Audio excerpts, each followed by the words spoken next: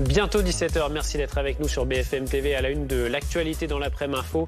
Après le Liban, la France appelle ses ressortissants résidant en Iran à quitter temporairement le pays alors que le Proche et le Moyen-Orient sont en proie à de vives tensions. En Israël, une attaque au couteau a fait 2 morts près de Tel Aviv. Dans l'actualité également, un mort et un blessé grave cette nuit à Marseille. Un automobiliste qui s'était fait voler sa montre de luxe à l'arraché a poursuivi le conducteur et le passager d'un scooter. Le point sur l'enquête dans un instant.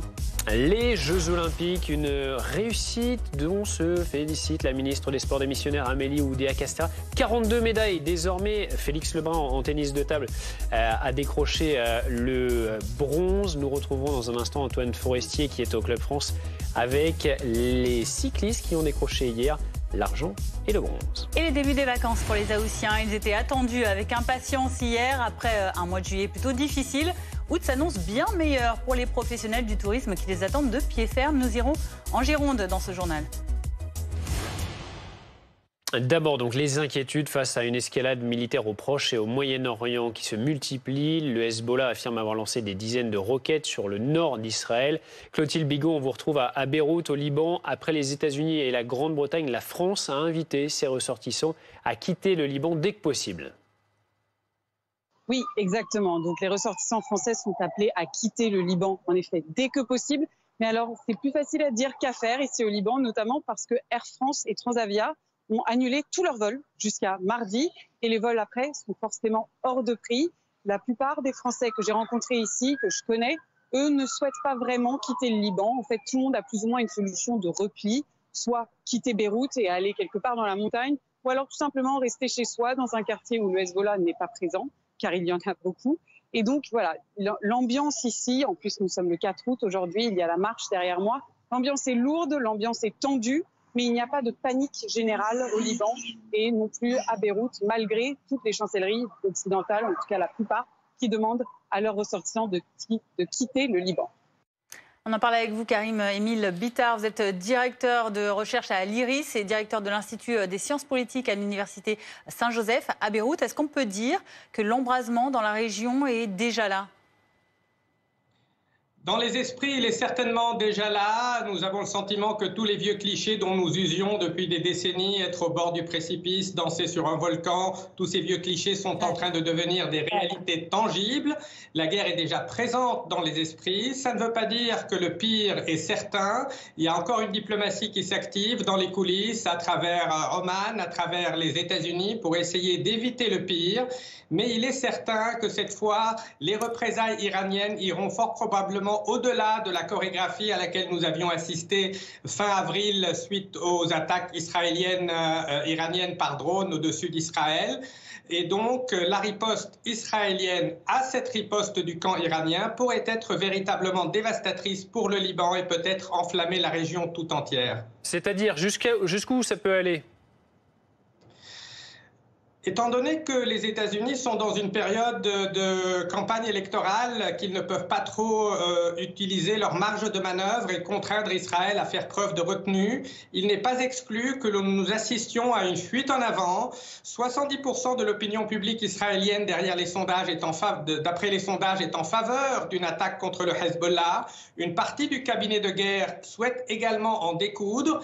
Il y a au sein de l'establishment militaire certaines voix de la raison qui connaissent les limites du hard power, qui savent qu'Israël a déjà tenté par le passé à plusieurs reprises et sans succès de se débarrasser du Hezbollah.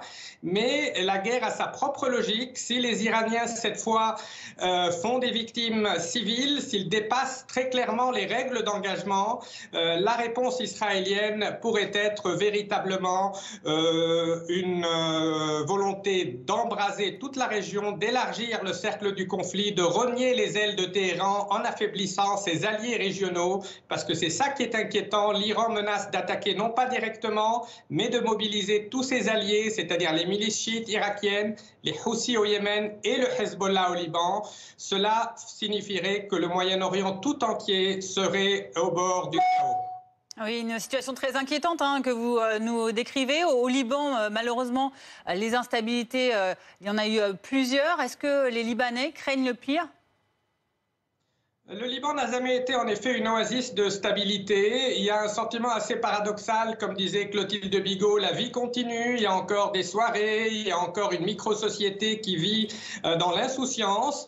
Il n'en reste pas moins que cette fois, l'inquiétude est palpable, que chacun prend ses précautions, cherche une maison de campagne où il pourrait se réfugier au cas où le pire arriverait, parce que Beyrouth serait très probablement exposé. Le Hezbollah est présent dans une grande partie du territoire libanais et on a du mal à imaginer le scénario d'une guerre limitée qui serait uniquement axée contre les infrastructures militaires du Hezbollah. Le plus probable, c'est que comme toutes les guerres du passé, ce soit la population civile libanaise qui paie le prix le plus lourd. Même si cette fois-ci, il est à craindre également que le Hezbollah puisse infliger des dommages assez conséquents en Israël. Donc c'est peut-être paradoxalement cet équilibre de la terreur qui retarde un peu le début des affrontements. Chacune des deux parties sait qu'elle paierait un prix très lourd.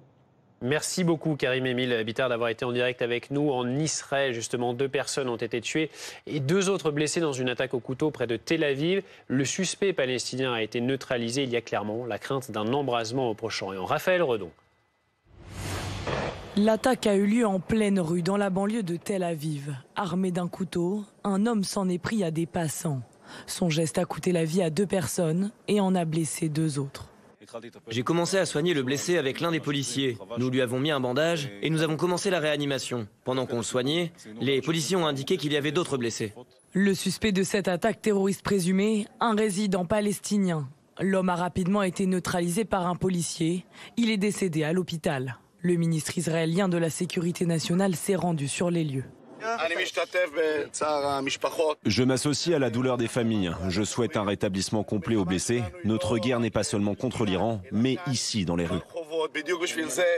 Une allusion au contexte de tension extrême que connaît le Proche-Orient après les menaces de riposte de l'Iran, du Hamas palestinien et du Hezbollah libanais. Preuve d'un embrasement de plus en plus menaçant, sur la télévision d'État iranienne, la lecture de ce communiqué sans équivoque. Il convient de souligner que la vengeance du martyr Ismail Haniyeh est certaine et que le régime sioniste aventureux et terroriste recevra en représailles de ce crime une punition sévère au moment, à l'endroit et de la manière qui conviendront. La question est maintenant de savoir quelle forme prendra la vengeance de l'Iran et pour quelles conséquences.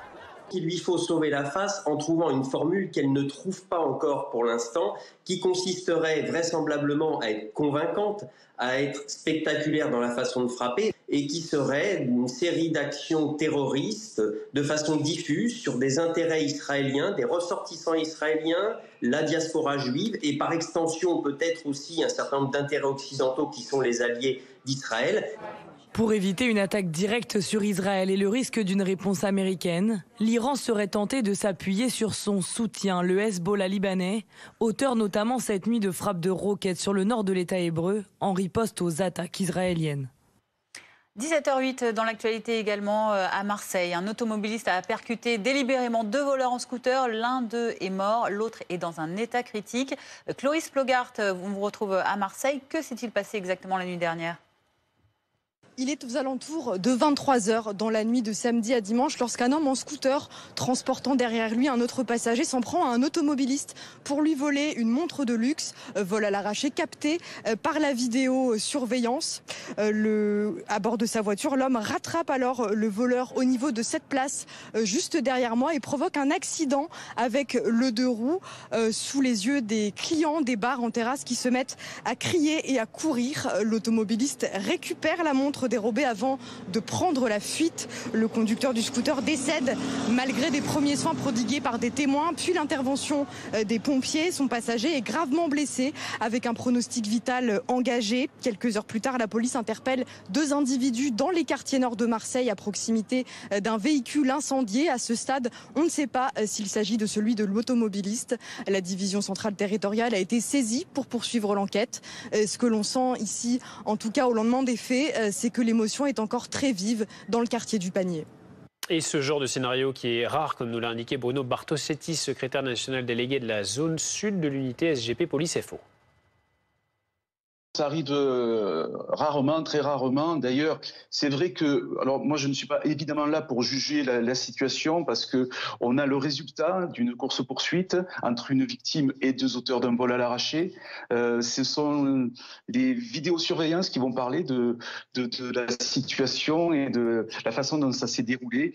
Fort heureusement, c'est très rare parce que là on est dans l'émotion, le conducteur veut réagir instantanément et bien sûr le matin il s'est pas levé en se disant si on me vole une montre je vais tuer ou tenter de blesser grièvement 2 individus montés sur un scooter. C'est l'enchaînement de la situation qui ont amené à ce drame et l'enquête nous déterminera dans quelles circonstances exactement. Alors on rappelle que certaines épreuves des Jeux Olympiques qui se tiennent actuellement ont lieu à Marseille. Ça amène beaucoup, notamment de touristes étrangers. Est-ce qu'il y a, selon vous, beaucoup d'agressions, de vols à Marseille cet été liés à ces événements ?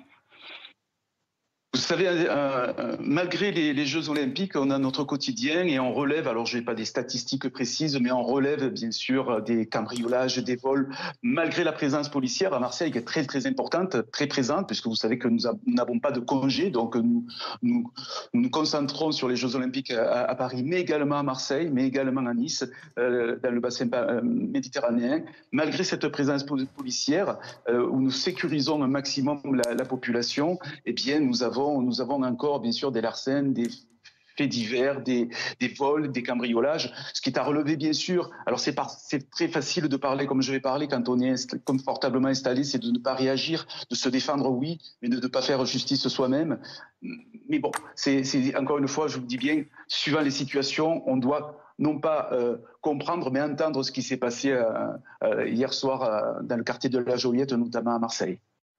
17h11, les JO, et évidemment on commence avec cette nouvelle victoire, peut-être le dernier titre, c'est ça qui est manqué à Novak Djokovic avant d'arriver sur la France. Novak Djokovic, le tennisman qui a remporté donc cette épreuve, qui remporte la médaille d'or face à Carlos Alcaraz, qu'il a battu il y a encore un tout petit instant à peine en 2-7 gagnants, 7-6, 7-6, bravo à lui. Incroyable le Serbe. Et puis, c'est historique, vous l'avez aperçu, Félix Lebrun qui décroche la médaille de bronze. Il a battu le Brésilien Calderano en 4-7, il a 17 ans, c'est le phénomène du tennis de table.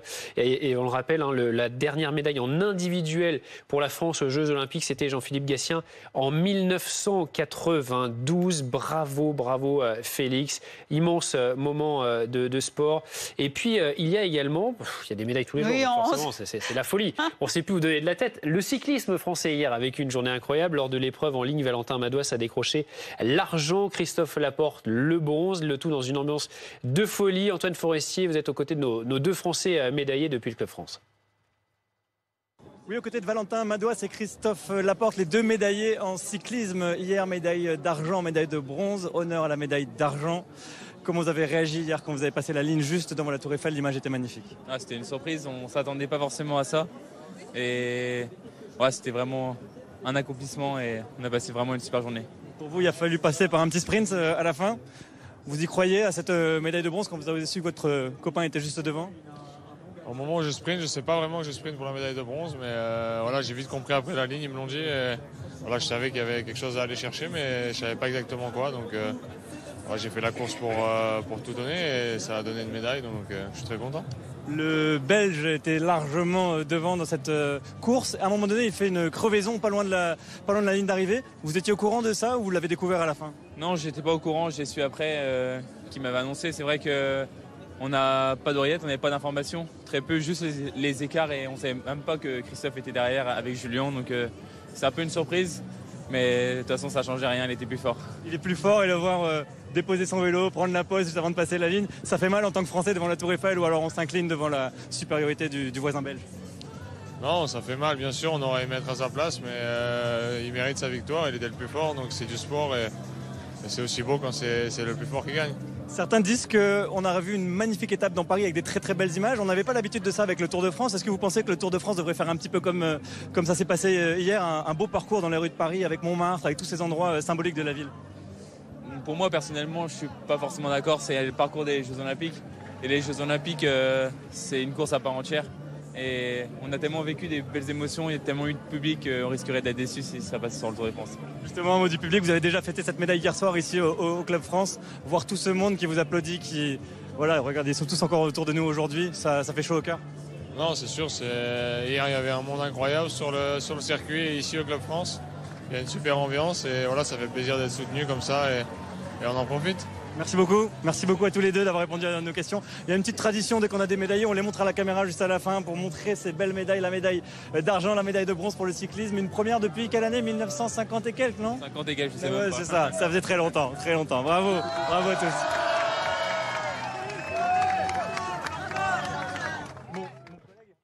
Des athlètes qu'on découvre et des athlètes qu'on connaît déjà depuis un moment. Parmi ces héros des Jeux, évidemment, il y a Teddy Riner qui a atteint son rêve en devenant champion olympique à Paris en individuel et en équipe. Il est le plus grand judoka de l'histoire, tout simplement. Teddy Riner qui s'est rendu au Club France, lui aussi, où il a évoqué la ferveur nationale et le soutien du public qui l'ont porté pour toutes ces victoires.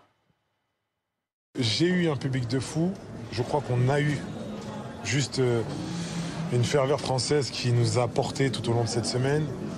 Et ce que je trouve positif, c'est les internationaux, les étrangers qui sont venus combattre, chercher une médaille, qui nous disent ils n'ont jamais vu ça eux aussi. Donc je pense qu'on a réussi des Jeux Olympiques mémorables. Incroyable, Teddy Riner. Depuis une semaine, les Jeux Olympiques sont une fête réussie. Conséquence, touristes et supporters sont prêts à dépenser sans compter pour en garder un souvenir. Presque 1 heure de queue hier pour entrer dans la boutique officielle des Champs-Élysées. C'était la folie. Anne-Sophie Varmont, Gilliane Orlan et Marion Bercher sont allés à leur rencontre. Une file d'attente sur plusieurs centaines de mètres et des supporters prêts à mettre la main à la poche pour soutenir les athlètes. On se dit que si on a quelques équipements en plus, on sera plus visible dans le stade, quelques drapeaux, quelques t-shirts. Et vous l'achetez quoi prioritairement? Le magnifique t-shirt, le magnifique maillot. Comptez 90 € pour ce t-shirt siglé France. Si pour les deux frères, le budget ne dépassera pas les 100 €, certains se sont laissés dépasser par la multitude de produits dérivés proposés. Non, je ne pensais pas dépenser autant, mais voilà, tant que j'étais à la boutique, ça m'a pris du temps pour arriver. Je pense que j'ai bien amorti, voilà. Je ne suis pas loin des 200 €, non, c'est la folie. Mais chacun de ses proches aura un souvenir des Jeux. Ramener un objet estampillé Paris 2024, c'est ce qui fait le succès auprès des touristes étrangers.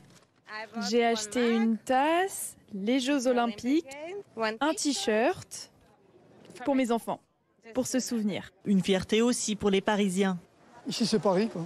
On peut pas dire plus. Engouement aussi pour les Friges, mascottes des Jeux. On n'avait rien prévu du tout. On s'est dit, on verra. On a fait la queue, on a vu et on s'est fait happer par le truc de toute façon. Ça donne envie d'acheter quoi. Ils sont malins. Sur chaque produit vendu, un pourcentage revient au comité olympique. Une somme servant à financer le coût des Jeux de Paris 2024. Un succès de ces Jeux Olympiques dont se félicite Amélie Oudéa-Castéra, la ministre des Sports démissionnaire, qui était l'invitée de BFM TV un peu plus tôt. Pour le moment, tout se passe formidablement bien. On a une organisation qui est aussi irréprochable que possible sur les différentes dimensions. Il y a un embarquement de tous les territoires. C'est vraiment les Jeux de toute une nation. Vous savez, il y a près de 2 millions de nos concitoyens qui ont bénéficié de la dynamique dans les fan clubs, dans les fan zones qu'on a déployées, plus de 160 à travers le territoire. On a plus de 100 000 personnes qui ont été invitées par l'État à assister à des épreuves à travers tous les territoires. On a plus d'1,5 million de jeunes, de familles qui partout en France bénéficient à un titre ou à un autre d'un été de sport remarquable à travers les dispositifs qu'on a déployés. Je pense notamment à ces 90 000 jeunes qui sont dans des colonies de vacances où on vit au rythme de l'olympisme, des valeurs du sport. Ça, c'est extraordinaire. Et puis cette réussite de nos athlètes, on touche du bois pour que ça continue. Il faut qu'on soit au rendez-vous de notre objectif qui est in fine d'atteindre ce top 5 des nations les plus médaillées. On est pour l'instant dans la plaque, on est 3e, mais on est talonné de près par le Royaume-Uni, par l'Australie, par la Corée, le Japon. Ça va être difficile jusqu'au bout, il faut s'accrocher, rester extrêmement concentré. Pour ces JO, on parle aussi des vacances. Le début des vacances pour les Haussiens après le grand chassé-croisé du week-end. Les vacanciers, ça y est, sont arrivés à destination pour le plus grand bonheur et soulagement des professionnels du tourisme. Parce qu'il faut dire, le mois de juillet n'a pas été terrible. Léa Morel, Florian Gourdin et Edgar Becquet. Août, synonyme de vacances pour ce groupe d'amis lyonnais. Après plus de 7 heures de route, les voilà arrivés sur le bassin d'Arcachon. Ah bah oui, on est content, on est content. Après toute cette route. Place au montage de la tente. C'est compliqué quoi, je l'ai jamais fait mais bon c'est une découverte, une première fois à tout. Au programme du séjour, bronzage, baignade et sport. On va aller faire du surf, on a vu qu'il y avait des trucs de canoë qui pourraient être bien, je pense qu'on va faire du vélo. Un peu plus loin, Nicolas, Anne-Sophie et leurs enfants viennent eux aussi de traverser la France. Ils sont accueillis par le soleil. Dans le Pas-de-Calais, nous, on l'a attendu très très longtemps. Donc là, ça va. On est content de l'avoir et on espère qu'on va le garder pour toutes les vacances. Le soleil qui a fait défaut à la partie nord du pays pendant le mois de juillet. En Normandie, à Honfleur, ce restaurateur enregistre une baisse de fréquentation de 15 à 20% par rapport à l'année dernière. Alors, le mois d'août était attendu. On a déjà beaucoup plus de réservations pour le 15 août, pour la première quinzaine d'août. Pour ce midi, je pense qu'on fait environ 40 couverts de plus comparé à la semaine dernière, je pense. L'année dernière, 67% des Français sont partis en vacances pendant l'été. En août, les touristes sont plus nombreux, privilégient le littoral et sont accompagnés par la clientèle étrangère. Et pour ceux qui ont choisi Paris pour les vacances, une idée de visite, un nouveau musée 100% Made in France qui a ouvert ses portes le 30 juillet dernier. Et il s'agit de la Maison Élysée, un musée dédié, vous l'avez compris, à la présidence de la République et qui est situé juste en face du palais de l'Élysée. Oui, c'est logique. Son entrée est gratuite pendant toute la période des Jeux Olympiques. Alors profitez-en, n'hésitez pas. Reportage de Mathilde Couvillère-Flornoy, Philippine David et Maxence Gumfogel. Du bureau aux boiseries, en passant même par ces orchidées, aucun détail n'est laissé au hasard dans cette reconstitution du Salon Doré. Mais c'est surtout ce bureau d'origine qui attire l'attention. On entrouvre une petite porte sur l'histoire de la Ve République. C'est un bureau qui a sans doute entendu des conversations extrêmement importantes et qui a vu les décisions les plus importantes se prendre. C'est un morceau d'histoire qu'on met à la disposition du public et c'est la première fois qu'on peut s'en approcher autant en tout cas. L'ancien président Charles de Gaulle y aurait signé la Constitution de 1958. Des pièces reproduites à l'identique, mais aussi beaucoup d'objets de valeur et du patrimoine sont exposés au musée de l'Élysée. Nous allons vers ce qu'on appelle le cabinet de curiosité, qui est une bibliothèque sur mesure dans laquelle on expose certains des cadeaux diplomatiques qui ont été offerts au président Macron ces 7 dernières années, ou à d'autres présidents, et puis des exemplaires de cadeaux que le président offre à ses homologues étrangers. Pour les visiteurs, l'illusion est parfaite, c'est comme s'ils visitaient l'Élysée.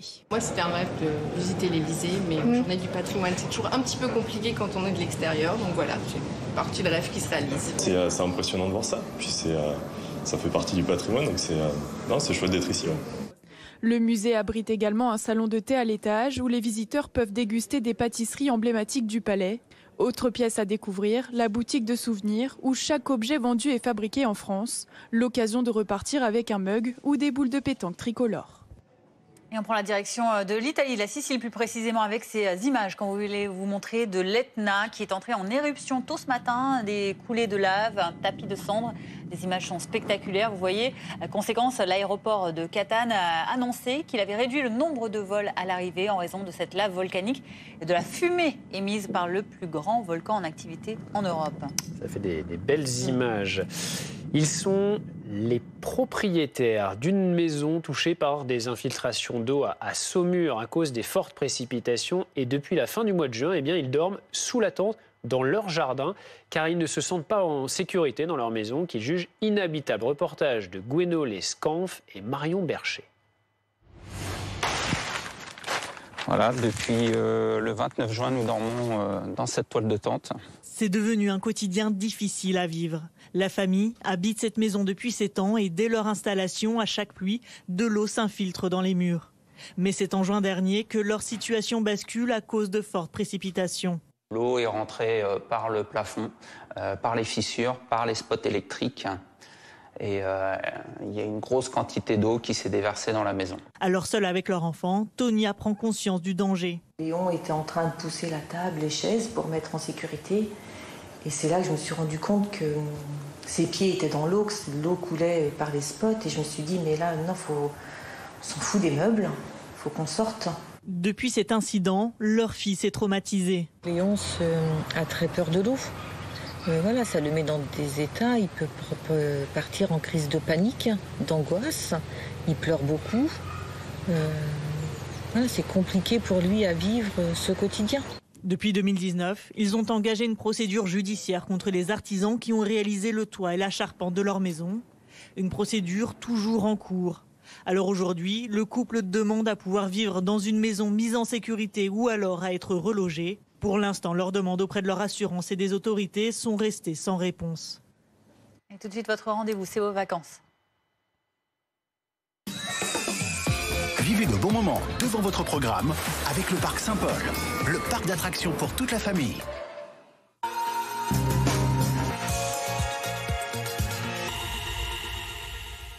Et comme tous les jours, c'est nos matchs de l'été qu'on vous propose avec ces meilleures options pour les activités de l'été. Aujourd'hui, on vous propose soit d'observer les dauphins, soit de monter à dos de cheval. Tu prends quoi? Allez, les dauphins. Les dauphins, je prends le cheval. Allez, on y va. Regardez. Aujourd'hui, je vous emmène à la rencontre d'un mammifère marin mythique. Et moi, je vous emmène trotter en bord de plage. Alors, cheval ou dauphin. C'est vous qui choisirez. Pour voir les dauphins, il faut déjà bien observer l'horizon. C'est parti, Laura, on scrute. Bon, bah écoute, Antoine, en attendant que tu les trouves, tes dauphins, moi, je suis déjà sur mon cheval. Et d'ailleurs, Olivia, est-ce qu'on n'a pas la meilleure vue, en fait, du haut de notre monture? Bien sûr que si, ça nous permet vraiment de prendre une hauteur sur ce paysage qui est magnifique. C'est une sensation de force, de grandeur. Ça permet quand même de se sentir un peu aventurier dans l'âme. Une aventure de 2h30 le long du littoral. Regarde, Antoine, pas si mal de prendre de la hauteur. Laura, il y a des dauphins. Ah bah c'est pas trop tôt.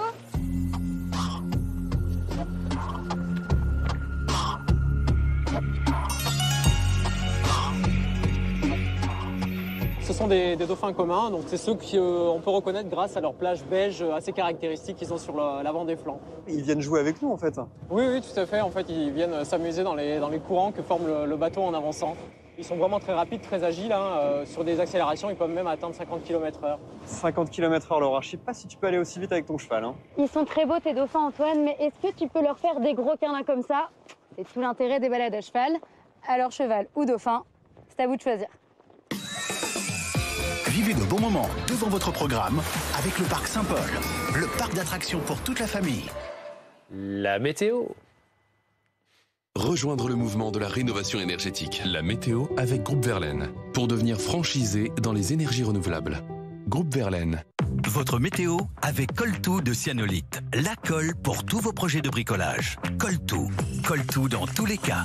Retrouvez la météo avec les traditionnelles crèmes dessert Malo, sans additifs ni conservateurs. Un pur moment de plaisir pour toute la famille depuis 1948. Retrouvez la météo avec Habitat et Jardin.com, spécialiste de la maison, du jardin et de la piscine depuis 24 ans. Habitat et Jardin.com.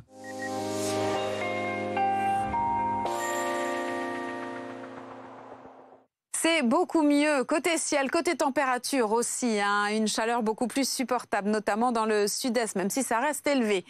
Côté ciel, une belle amélioration après la perturbation d'hier. On retrouve juste quelques résidus nuageux sur le centre, sur le nord-est, mais le retour d'un temps sec le plus souvent.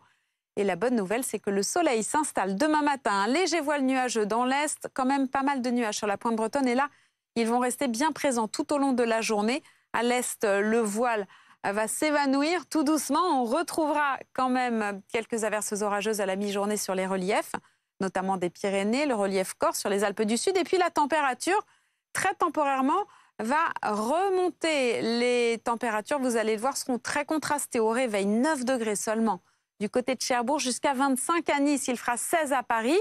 On découvre ces valeurs qui repartent à la hausse, donc en journée, ce sera très bref, mais ça va monter assez haut à nouveau sur le littoral méditerranéen jusqu'à 35.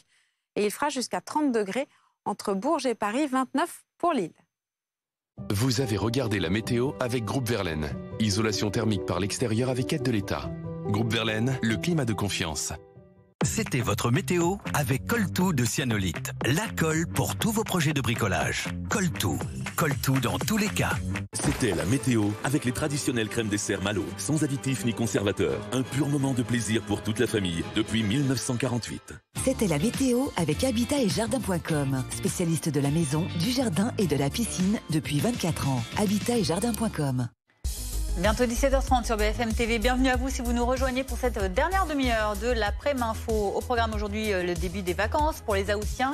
Après un mois de juillet en berne, les prévisions sont de meilleur augure pour ce mois, à la faveur notamment d'une meilleure météo dans le nord de la France. Mais il faut tout de même rester vigilant sur les plages. Le nombre de noyades a quadruplé par rapport à l'an dernier à la même période. À l'étranger, une attaque au couteau a fait 2 morts et 2 blessés près de Tel Aviv, en Israël. Le suspect a été neutralisé. Cela intervient dans un contexte international extrêmement tendu au Proche-Orient, alors que la France a appelé ses ressortissants en Iran et au Liban à quitter ces pays. Et puis les JO, toujours 42 médailles, mais ça va continuer à tomber évidemment. Dernière en date, celle en bronze de notre frère Félix Lebrun, celui qui continue qui remporte le bronze, je le disais. Mais surtout, voilà, je suis perturbée parce qu'en fait, les Français viennent de se qualifier. Les Français handballeurs viennent de se qualifier face à la Hongrie 24-20 pour ces JO. Donc ils continuent la course. On fait le point dans un instant. Ils affronteront l'Allemagne en quart.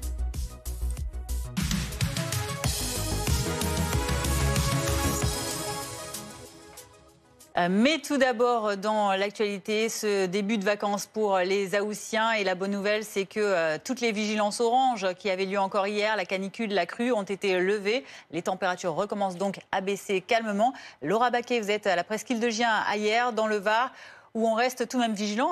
Toujours une vigilance jaune dans le département. Mais tout de même, on respire un peu plus. Oui, effectivement, c'est beaucoup plus agréable aujourd'hui, surtout avec ce petit vent frais qu'on a de la chance d'avoir près de la mer. Regardez sur les images de Simon Pires, on vous fait rêver un petit peu avec ce dégradé de bleu et ces vacanciers qui profitent. Alors, je vous cache pas que le programme de la journée, pour la plupart, c'est quand même le farniente. Et surtout, on ne l'oublie pas, le petit beignet du 4 heures à la plage avec Gaëtan. Gaëtan, alors, il y a plus de monde cet après-midi ? Oui, il y a beaucoup de monde parce qu'on est un dimanche, les gens sont en week-end, donc ils viennent plus, ils viennent profiter de la mer. Ils ont bien raison. Vu comment il fait chaud, ils ont bien raison de venir profiter. Et moi, je voulais savoir, alors, comment on attire le client ? C'est quoi la petite phrase magique ? Vous pouvez nous montrer ? Bien sûr. Alors, attendez. Vous êtes prêts ? Ouais. Allez, mesdames, messieurs, c'est les chouchous, les beignets, les boissons fraîches, allez, les chouchous. Ah oui, il y a carrément la petite danse en plus. Allez. Voilà, c'est la petite phrase magique. Pardon ? C'est la petite phrase magique. C'est la petite phrase magique qui attire les clients.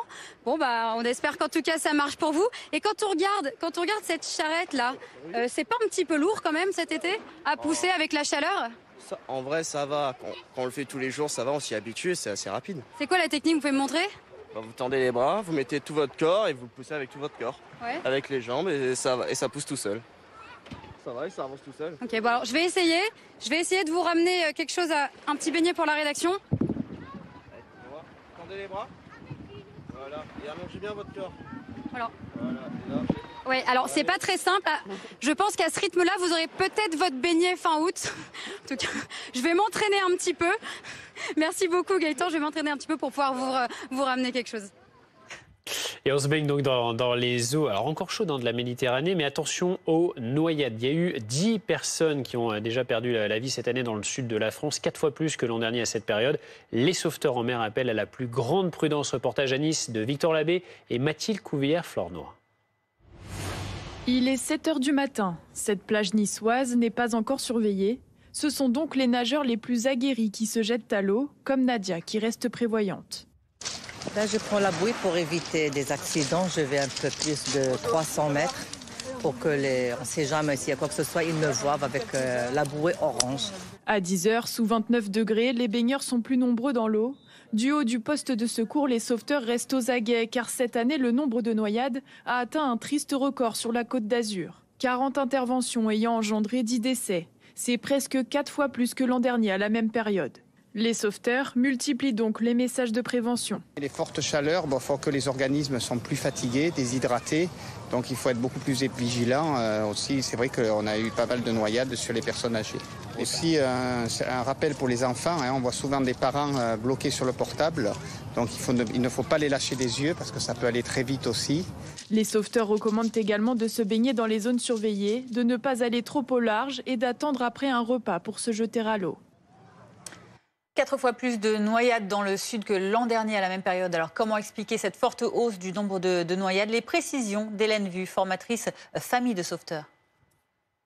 Eh bien, en fait, c'est souvent une difficulté par rapport à la surveillance des enfants qui doit être constante. C'est vrai que les noyades peuvent arriver très vite. Il ne suffit pas qu'il y ait beaucoup de profondeur. Il suffit d'une profondeur de même pas 10 cm. Il suffit que la bouche et le nez soient dans l'eau pour que la noyade se réalise.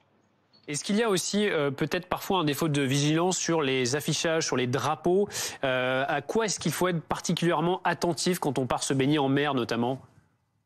Alors effectivement, ce qu'il faut être attentif, c'est par rapport au poste de secours des nageurs sauveteurs, les zones qui sont surveillées, le drapeau, les couleurs. Normalement, toutes les informations sont bien indiquées. Et s'il y a des doutes, c'est d'aller voir carrément au poste de secours et poser des questions au maître nageur sauveteur. Attention également du côté de l'océan Atlantique, parce que les autorités alertent sur un risque de formation de baïnes ce dimanche. Alors, les départements concernés sont la Gironde, les Landes, les Pyrénées-Atlantiques et la Charente-Maritime. Vous nous rappelez en quoi ces phénomènes sont dangereux? Alors, ces phénomènes sont dangereux parce qu'à un moment donné, on pense avoir pied et tout d'un coup, eh bien, on n'a plus pied dans l'eau. On peut être emporté par un courant qui nous empêche de pouvoir atteindre la côte. Alors le mieux, c'est de se laisser porter, parce qu'à un moment donné, le courant va pouvoir nous ramener au niveau de la côte. Si on lutte, eh ben, on se fatigue, et c'est là où effectivement la noyade peut arriver. Est-ce qu'il y a d'autres risques quand on va à la plage, d'autres choses où il faut être particulièrement attentif? Alors là, il faut être attentif, c'est surtout par rapport aux enfants, parce que c'est les personnes les plus à risque par rapport aux noyades. C'est par rapport à la surveillance. Même si l'enfant ne se baigne pas, s'il joue au bord de l'eau, il est très important qu'il y ait toujours un adulte qui surveille l'enfant. Et vous le disiez, la présence des nageurs sauveteurs sur les plages ne dispense pas évidemment les parents, les proches de la surveillance, aussi bien des enfants que des adultes d'ailleurs. Il y a des risques pour tout le monde. Tout à fait. Dès que on va dans l'eau, effectivement, il y a toujours un risque. Si on joue, si on a des embarcations, si des fois on fait des concours pour aller le plus loin possible, ça c'est des choses qu'il faut faire attention parce que si on ne pratique pas la natation ou des sports aquatiques, on peut vite être fatigué et penser qu'on est plus fort que la réalité. Alors, météo maussade dans la moitié nord du pays il y a encore quelques jours. Conséquence, eh bien, les vacanciers français ont déserté les campings de ces secteurs au mois de juillet. Mais heureusement, l'horizon semble s'éclaircir avec le retour du soleil. Ces jours-ci, ça devrait être mieux en août. Illustration en Normandie avec Blandine Dalena, Laura Champion et Tristan Gorgeret. Dans ce camping au mois de juillet, seulement la moitié des mobil-homes étaient occupés. Une fréquentation bien en deçà des 80% habituels. Le départ est forcément un petit peu morose, avec le mauvais temps qui nous a quand même bien aidés.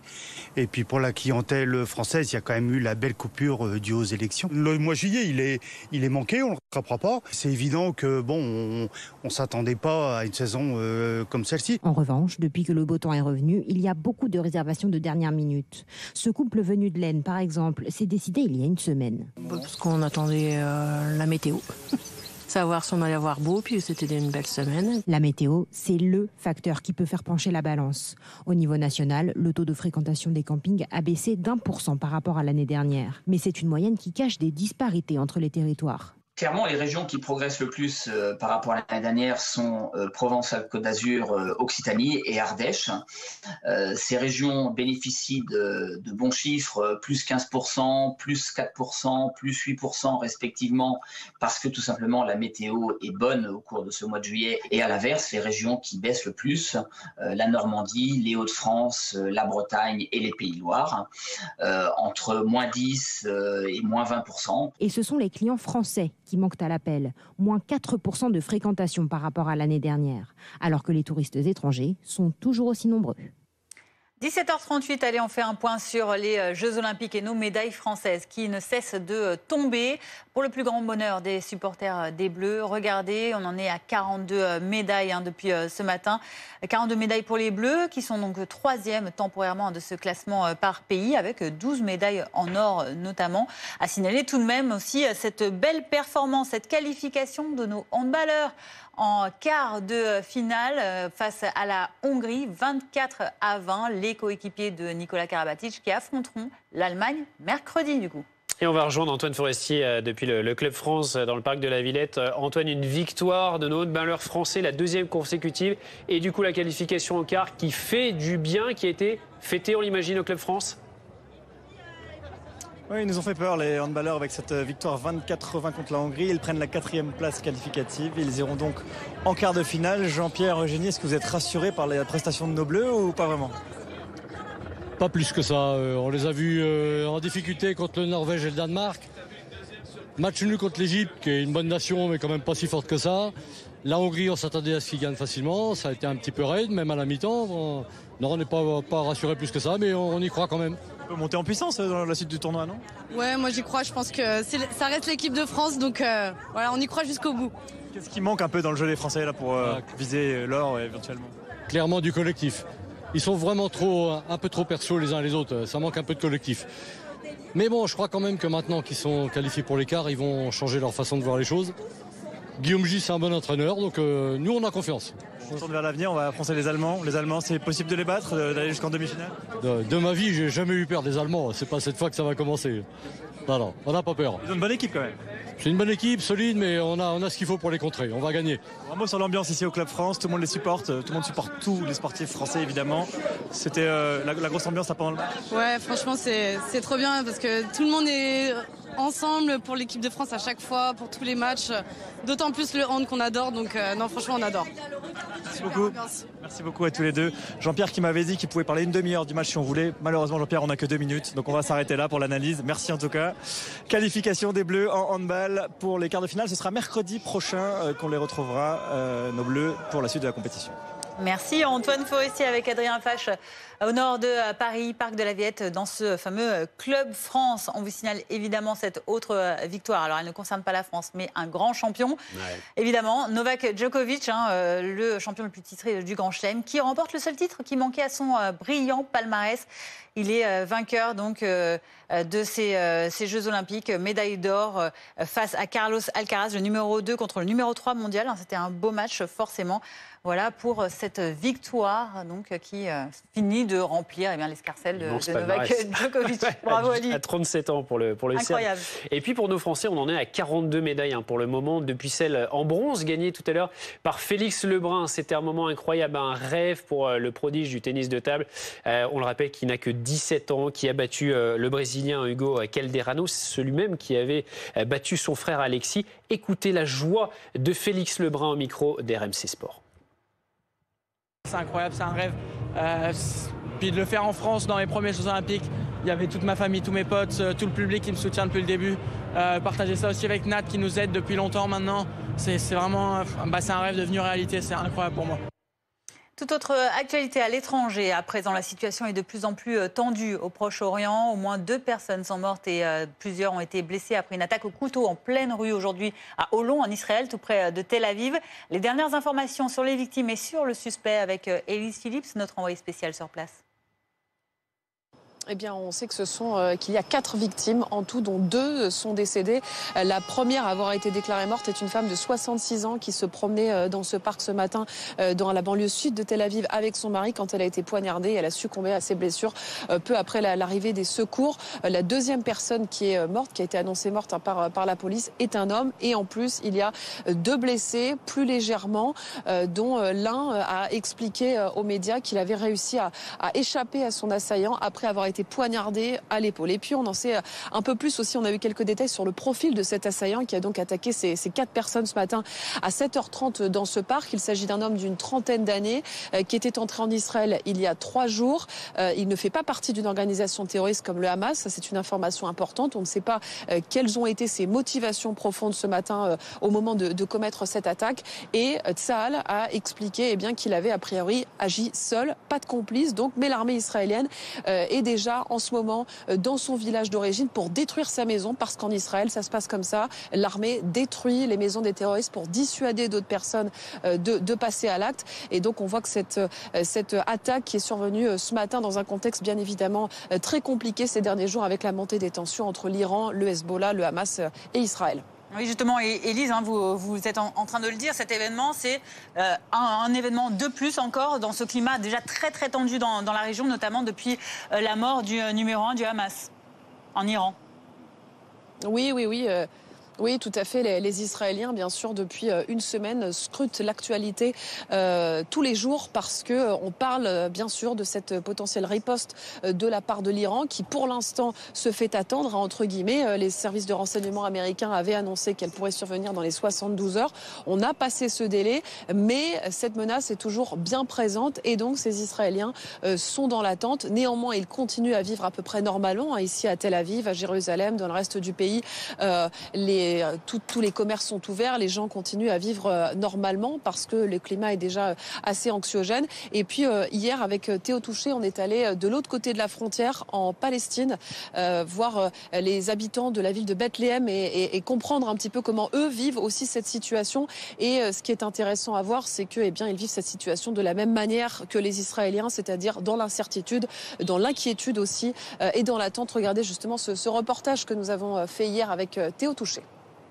Malgré une apparente normalité, à Bethléem, le quotidien est plus difficile ces jours-ci. Ici aussi, les Palestiniens subissent l'incertitude et la menace d'une montée des tensions dans la région. Les gens sont inquiets. Tout le monde s'attend à une guerre. Mais nous ne savons pas ce qui va se passer. Ces jours-ci, la situation est mauvaise. Et si la guerre commence, qu'est-ce qui va nous arriver ? Inquiets, certains font même des réserves pour être prêts à tenir plusieurs jours en cas d'attaque. Ces jours-ci, les gens achètent beaucoup d'huile, de paquets de riz de 5 kilos, du tahini, de la margarine, les produits de base dont on a besoin avec une date d'expiration longue. Quelques rares manifestations continuent de se tenir. Pour Rawabi, depuis le début des tensions, les relations avec les Israéliens se sont encore aggravées. Honnêtement, parler de ce sujet est sensible. Nous ne pouvons pas nous exprimer librement, mais nous espérons que toutes les guerres s'arrêteront. Moundir est le seul à accepter de nous dire ce qu'il pense de la mort du chef du Hamas, Ismail Haniyeh, imputé à Israël. Comme d'habitude, Israël essaye de faire escalader la situation. C'est clair qu'avec l'assassinat d'Haniyeh, Netanyahou cherche à stopper toute négociation pour un accord. Environ 30 000 personnes vivent à Bethléem et malgré les tensions entre Israéliens et Palestiniens, il y a tout de même un sentiment commun, l'impression d'être dépendant de cette escalade que personne ne peut maîtriser. Tensions extrêmes au Proche et au Moyen-Orient. Conséquence, la France, les États-Unis, le Royaume-Uni et l'Italie appellent leurs ressortissants présents au Liban à rentrer immédiatement par tous les moyens possibles. Regardez notamment ce communiqué aujourd'hui du Quai d'Orsay. Voici ce qu'il dit, ce communiqué du ministère des Affaires étrangères. Dans un contexte sécuritaire très volatile, nous invitons les ressortissants français à prendre leurs dispositions maintenant pour quitter le Liban dès que possible. Et la France qui émet également ce même appel à ses ressortissants vivant en Iran. Dans l'actualité également, cette course-poursuite en voiture, entre une voiture et un scooter qui a tourné au drame à Marseille la nuit dernière. L'un des passagers du 2 roues est mort, l'autre est dans un état critique. L'automobiliste s'était fait voler sa montre de luxe. 2 personnes ont été interpellées. Eléa Morel, Nicolas Carme. La scène s'est déroulée près du quartier touristique du Vieux-Port, en plein centre de Marseille. Peu avant minuit hier soir, 2 individus sur un scooter dérobent une montre de luxe à un automobiliste, alors au volant de sa voiture. C'est un coup, j'ai envie de dire, entre guillemets, classique pour les voleurs à l'arraché. Et là, le conducteur a poursuivi ces 2 individus montés sur le scooter. Leur course s'achève quelques mètres plus loin, sur cette place très fréquentée, où la voiture percute le scooter. Le conducteur du 2 roues décède lors du choc. Son passager se trouve dans un état critique. Après l'accident, l'automobiliste récupère sa montre et prend la fuite. 2 interpellations ont eu lieu plus tard dans la soirée, mais il ne s'agit pas du conducteur, qui est toujours recherché. On parle à présent de cette énorme panne informatique dans tous les hôpitaux AP-HP de la région parisienne. Plus de messagerie, plus d'accès aux principales applications internes, ni de téléphonie depuis hier matin. Rien à voir avec une cyberattaque et heureusement pas d'impact sur la sécurité des patients ni la continuité des soins. Mais bel et bien le retour au bon vieux papier-crayon. L'alimentation électrique du data center heureusement a été rétablie en début d'après-midi et les hôpitaux franciliens espèrent un retour à la normale d'ici à la fin de la soirée, voire au plus tard demain matin. Tout de suite, ma recette avec un chef.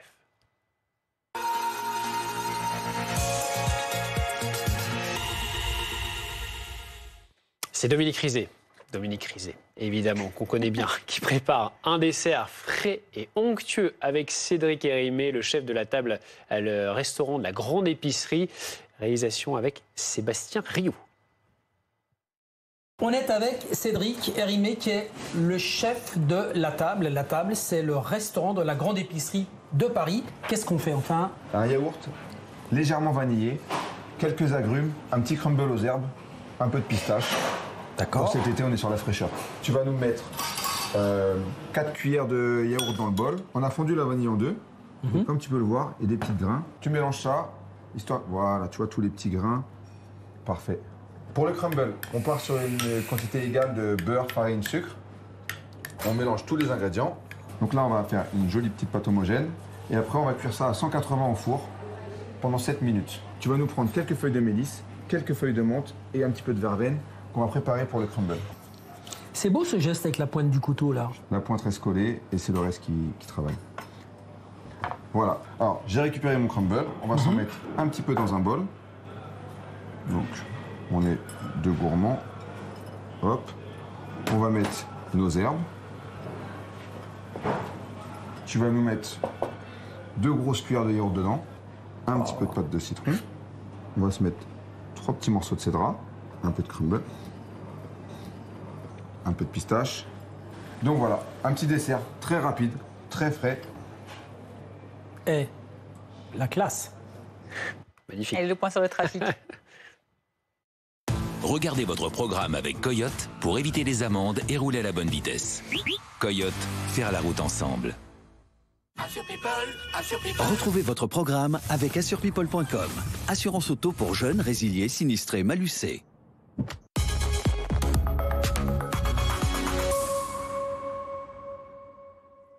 Deuxième week-end de départ en vacances pour les Haussiens. Et attention, pour ceux qui ont décidé de décaler leur départ à demain, ce sera orange sur toute la France dans le sens des départs et même rouge dans le sud-est. Et pour les retours, vous voyez, ce sera orange sur toute la France. Attention donc sur la route, soyez prudents et pensez bien aux pauses. 20 minutes toutes les 2 heures. C'est important. Vous avez regardé votre programme avec Coyote pour éviter les amendes et rouler à la bonne vitesse. Coyote, faire la route ensemble. C'était votre programme avec assurepeople.com.